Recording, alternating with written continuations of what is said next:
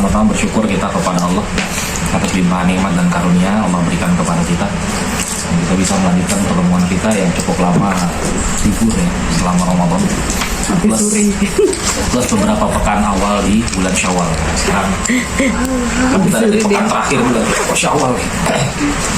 Agak lama libur itu tidak menghilangkan, tidak membuat semangat terkubur, bos. Kita buka di surah 3 ayat 102. A'udzubillahi minasyaitonirrajim. Ya ayyuhalladzina amanu taqullaha haqqa tuqatih wa la tamutunna illa wa antum muslimun. Di situ disebutkan ya ayyuhalladzina amanu, yang dipanggil adalah orang-orang beriman. Ya, karena di Quran itu rasanya nggak pernah ada ya panggilan ya ayyuhalladzina aslamu, wahai orang-orang Islam. Yang ada adalah ya ayyuhalladzina amanu, orang-orang beriman. Disebutkan oleh Allah Subhanahu wa taala, ittaqullah, bertakwalah kepada Allah, takutlah kepada Allah. Tunduk patuhlah kepada perintah-perintah Allah. Jauhilah, tinggalkanlah larangan-larangan Allah. Haqqa tuqatih, dengan takwa yang sebenar-benarnya. Jadi ternyata kalau kita lihat dari susunan ayatnya, kok kayaknya ada nih takwa yang pura-pura. Nah, disuruhnya takwa yang benar-benar. Nah, jadi kemungkinan ada nih takwa yang pura-pura. Dr. Abdullah Azzam rahimahullah ta'ala, Syekh Abdullah Azzam rahimahullah ta'ala, salah satu ulama, dosen sebenarnya beliau, kemudian memimpin perlawanan jihad di Afghanistan. Beliau pernah ditanya oleh murid-muridnya, bagaimana itu takwa. Kemudian beliau menjelaskan tentang ayat yang lain. Disebutkan di situ, wahai orang-orang yang beriman, bertakwalah kepada Allah dengan sebenar-benar takwa kepada-Nya. Jadi waktu pertama kali ayat itu turun, Madinah sepi. Nabi SAW mencari para sahabat, kemana ini? Ternyata mereka semua tidak ada di pasar, tidak ada di jalan-jalan. Mereka ada di rumah, dan kalau waktu sholat saja baru mereka ke masjid. Ditanya oleh Nabi, ngapain aja? Kami nggak berani main-main, kami suruh haqqa tuqatih. Jadi habis selesai sholat pulang zikir, baca Quran ya. Istri kami tidak kami apa-apain ya. Kemudian kami tidak ngurus pasar kami gitu, karena berat itu.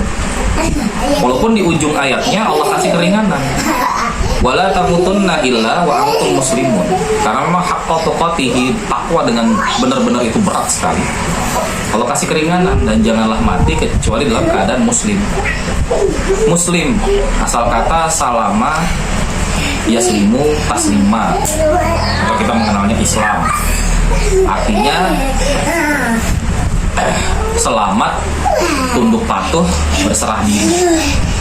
Paling enggak kalau nggak bisa takwa dengan perintah, tidak bisa melaksanakan semua perintah, nggak bisa menjauhi semua larangan, ya paling enggak jangan ngelawan lah sama aturan Allah, tunduk patuh lah sama aturan Allah, nurut. Allah suruh begini ya kerjakan, Allah larang begini ya tinggalkan gitu. Wala tamutunna illa. Kemudian ketika Nabi SAW mendengar alasan para sahabat, maka kemudian Allah menurunkan ayat yang lain tentang takwa. Bisa dilihat di surah 64, surah At-Taghabun ayat ke-16. A'udzubillahi minasyaitonirrajim. Fattaqullaha mastata'tum, maka bertakwalah kepada Allah mastata'tum, sesuai dengan batas kesanggupan kalian, kata Allah. Jadi takwa itu semampunya, bukan semaunya. Sekali lagi saya ulang, takwa itu semampunya, bukan semaunya. Ayat inilah yang ditanya oleh murid-murid Dr. Abdullah Azzam. Ditanya, bagaimana itu perwujudan daripada mastata'tum? Kemudian Dr. Abdullah Azzam mengajak murid-muridnya keluar dari ruangan belajar, kemudian ke lapangan. Kemudian mereka semua disuruh lari keliling lapangan. Nggak dikasih tahu harus berapa kali, pokoknya lari aja. Karena mereka ya biasa anak muda ya, kalau nggak tahu tujuannya untuk apa, males. Jadi 1-2 putaran stop. Dr. Abdul Azam terus lari. Memang anak muda tuh begitu. Bahkan kadang-kadang nggak tahu tujuannya apa dikerjain juga.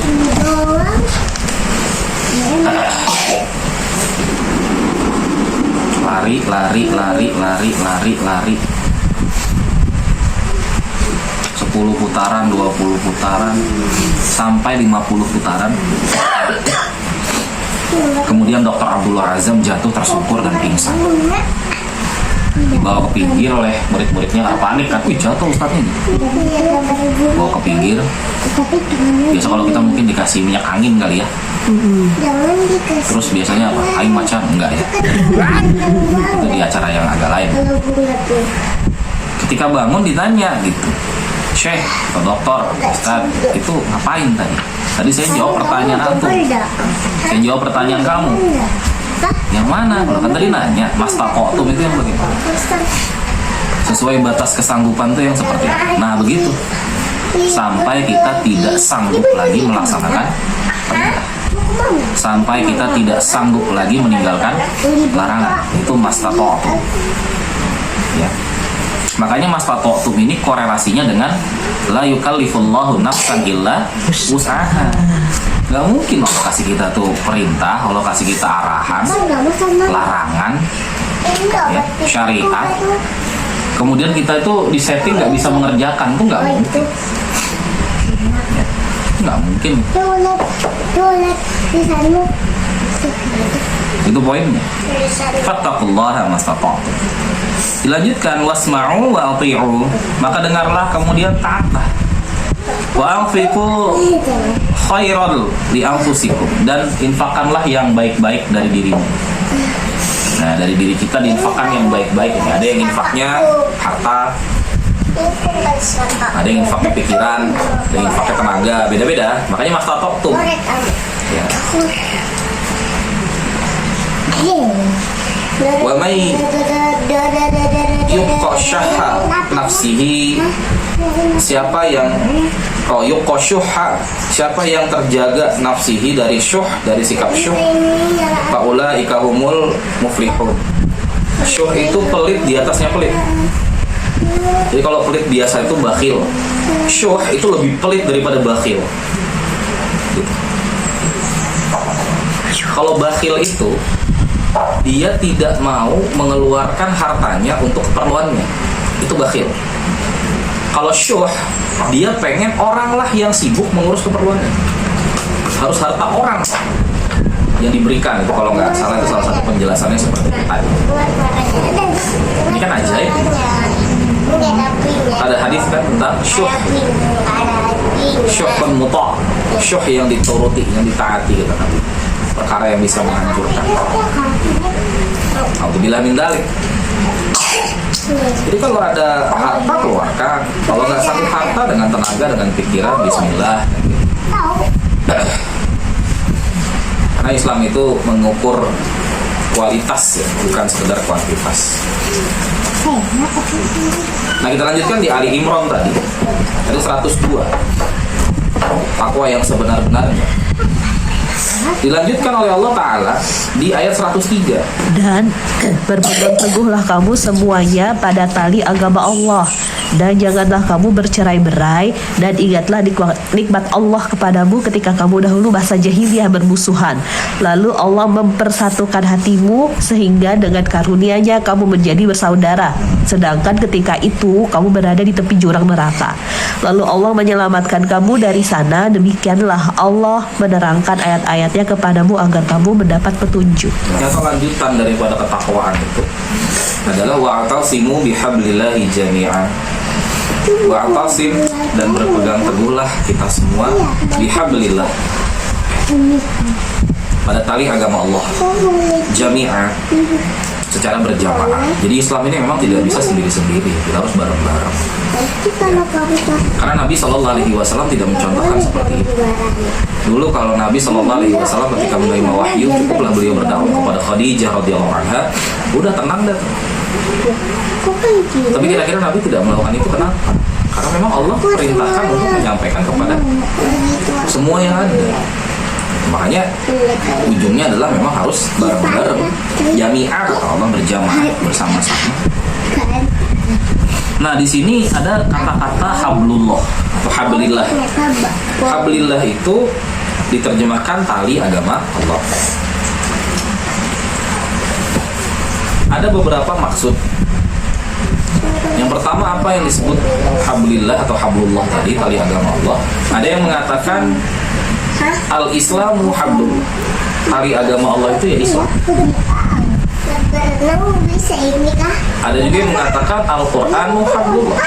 Ya, Al-Quran inilah tali agama Allah yang harus kita pegang sama-sama. Itu satu dengan yang lain tentu bukan saling kontradiksi. Dan memang Al-Quran itu, Islam itu memang memberikan porsi ya.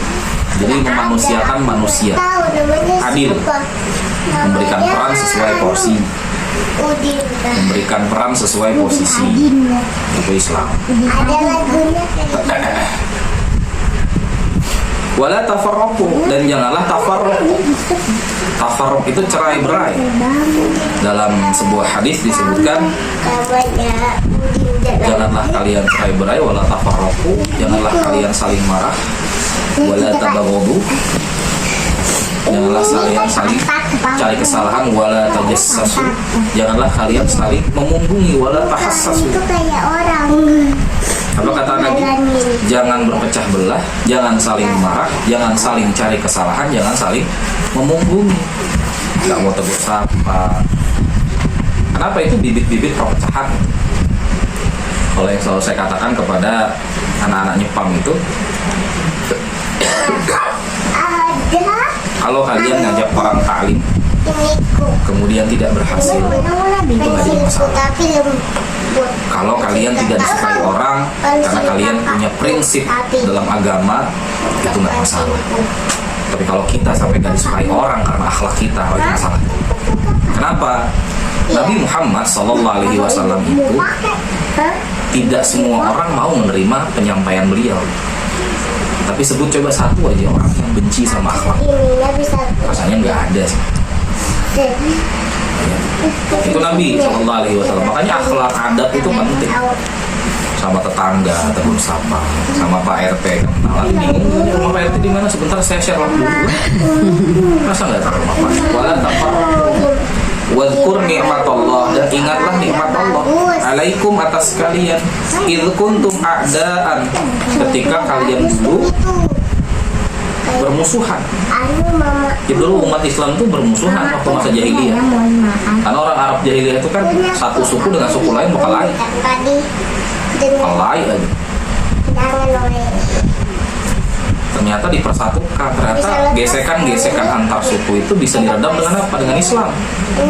Kembalikan kepada aturan, kembalikan kepada syariat. Alhamdulillah bisa di masa Nabi SAW.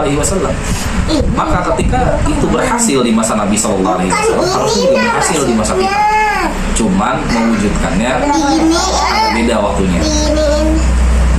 Kalau di masa Nabi 23 tahun, karena kualitasnya kayak Nabi dan para sahabat radhiyallahu anhum ajmain. Kalau sekarang wallahu a'lam berapa ratus tahun ya. Karena kualitasnya kita. Fa'allafa baina qulubikum. Ketika kalian bermusuhan itu, kemudian fa'allafa, Allah ta'alluf, Allah lembutkan baina qulubikum, di antara hati-hati kalian. Jadi bermusuhan terus saling dilembutkan sama Allah. Jadi bermusuhan itu menyelesaikannya bukan satu aja yang ngalah, dua-duanya harus berubah. Enak betul kalau cuma satu yang ngalah. Itu nggak menyelesaikan masalah itu. Oh saya ngalah aja sudahlah, dia emang begitu orangnya. Jangan. Itu sama kita menutup pintu introspeksi diri buat orang yang tadi. Kemudian fa'allafa baina qulubikum fa'asbahtum ni'matihi ikhwana. Kemudian Allah berikan Allah satukan hati-hati kita, kemudian kita menjadi bersaudara. Wa kuntum ala syafa hufratin minan nar. Padahal dulu ketika kita bermusuhan cerai-berai itu kita berada di tepi jurang neraka. Kenapa kok begitu? Karena dalam ayat yang lain Allah sebutkan memang orang musyrik itu bukan cuma yang Tuhan ibadah. Orang musyrik itu adalah orang Islam yang tidak punya mental mau bersatu. Dia sukanya bergolong-golongan. Hebat bener. Ambil contoh lah Balikpapan. Balikpapan luas. Nggak mungkin Jepang bisa sendiri ngurus dakwahnya Balikpapan. Hebat. Makanya kita perlu komunitas-komunitas. Kita perlu sinergi. Kita perlu koordinasi. Masalah yang mimpin siapa urusan gampang. Yang penting saya lah. Salah ya. Kan gitu ya. Jadi kalau kita bermusuhan tuh udah di pinggir jurang neraka tuh tinggal nyemplung aja. Fa'an qadakum minha, kemudian Allah menyelamatkan kalian dari sana. Kadzalika yubayyinullahu lakum. Demikianlah Allah memberikan bayinah petunjuk kepada kalian ayatihi dengan ayat-ayatnya la'allakum tahtadun. Dan agar kita semua mendapat petunjuk Allah. Itu harfu taroji. Ayat-ayat yang menyatakan tujuan dari suatu perintah. Jadi menyatukan hati di bawah satu syariat yang sama itu adalah salah satu cara untuk supaya kita mendapat tahtadun, petunjuk hidayah gitu dalam ayat ini. Ya. Nah, semoga di sore hari ini kita bisa belajar sedikit lah berkomitmen untuk bisa menyatukan hati. Memang berat, nggak gampang menyatukan hati.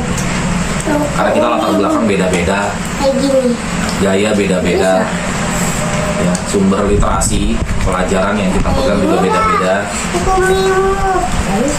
Jadi nggak gampang. Tapi justru karena sulitnya itulah maka Allah balas dengan kebaikan yang banyak, bahkan Allah balas dengan surga. Ya, mungkin itu yang bisa saya sampaikan. Kalau ada pertanyaan saya persilakan. Wassalamualaikum warahmatullahi wabarakatuh.